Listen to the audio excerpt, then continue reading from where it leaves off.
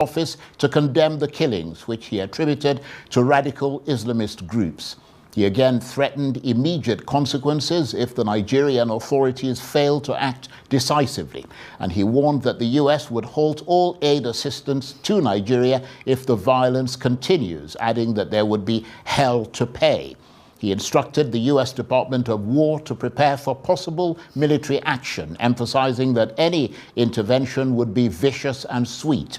And he called on the Republican Congressman Riley Moore, who is an outspoken advocate of Nigeria's Christians, as well as Tom Cole, chairman of the House Appropriations Committee, to look into additional measures the US might take and report back to him urgently. On October the 31st, Mr. Trump redesignated Nigeria as a country of particular concern in response to claims of a Christian genocide in the country. He threatened airstrikes or boots on the ground to wipe out Islamist militants in Nigeria. Meanwhile, President Tinubu has spoken publicly for the first time about the issue. Without directly mentioning Mr. Trump, Mr. Tinubu, whilst reacting to the oversubscription of Nigeria's recent more than $2 billion Eurobond sale, said the strong market response reflected renewed global confidence in the Nigerian economy, despite what he called political headwinds. He added that Nigeria would continue to engage international partners diplomatically whilst working to defeat terrorism and building a peaceful and inclusive nation. If the Nigerian government continues to allow the killing of Christians, the USA will immediately stop all aid and assistance to Nigeria. We're going to do things to Nigeria that Nigeria is not going to be happy about, and may very well go into that now disgraced country, guns a-blazing, to completely wipe out the Islamic terrorists who are committing these horrible, horrible atrocities. I'm hereby instructing our Department of War to prepare for possible action. If we attack, it will be fast, vicious, and sweet, just like the terrorist thugs attack our cherished Christians. These are cherished people. These are great people. Leave them alone. Warning, the Nigerian government better move fast before it's too late. If they don't, there's going to be hell to pay. The task ahead is immense. We are engaging the world diplomatically, and we assure all of you that we will, defeat terrorism in this country. The task ahead is immense, but it's our resolve to move forward with unity and purpose, guided by renewed hope agenda to build a prosperous, inclusive, and resilient Nigeria.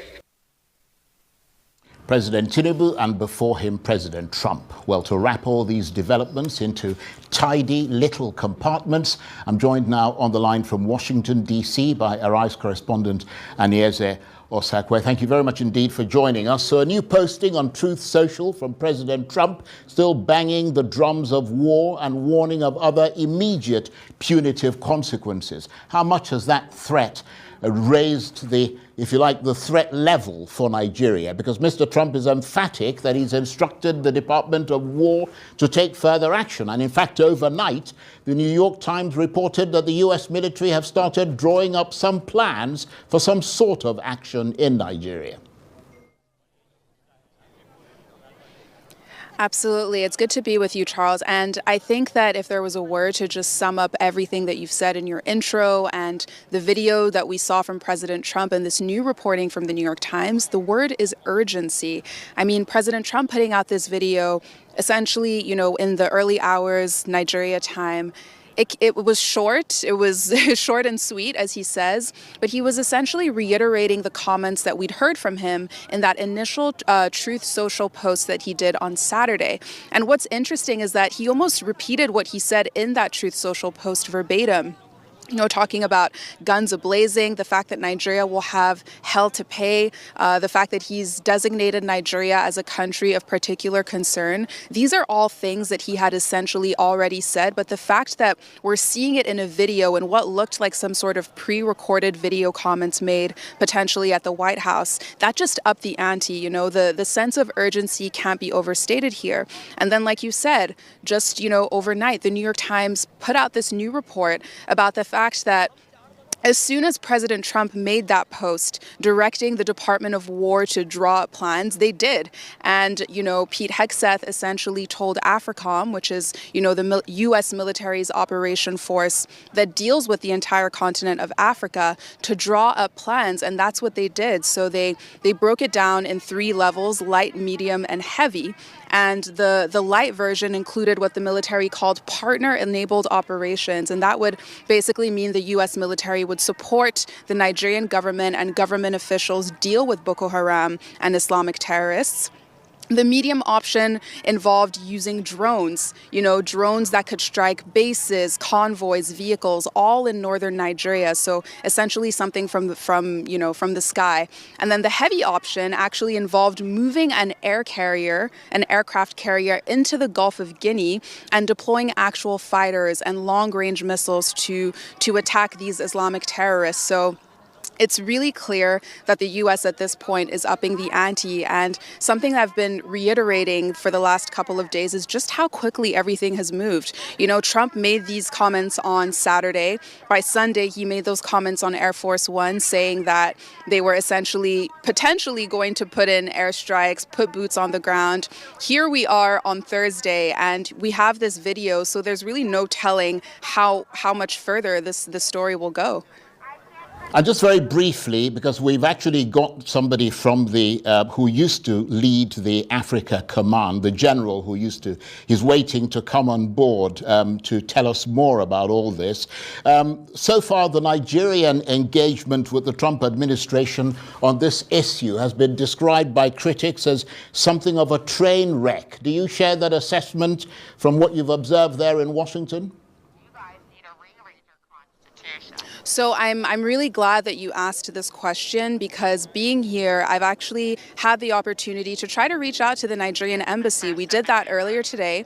And, I called the Nigerian embassy here in Washington, D.C. Someone did respond. I think it was some sort of, administrative person. And, I expressed interest in just speaking to some sort of representative. And he actually did put me through to who he said was the consular officer here in D.C. But the phone essentially rang and it went straight to voicemail. So I think that's somewhat telling of the fact that, either it's very possible that they could be busy in engagements, but it also could be representative of the fact that there might not even be a presence here. We reported that President Tinubu was planning to reappoint ambassadors and essentially, buttress our diplomatic presence around the world. But based on what I have seen here in D.C. and trying to reach out to the Nigerian embassy, my calls basically just went unanswered. So. Okay, well, for the moment, thank you very much indeed, Anieze.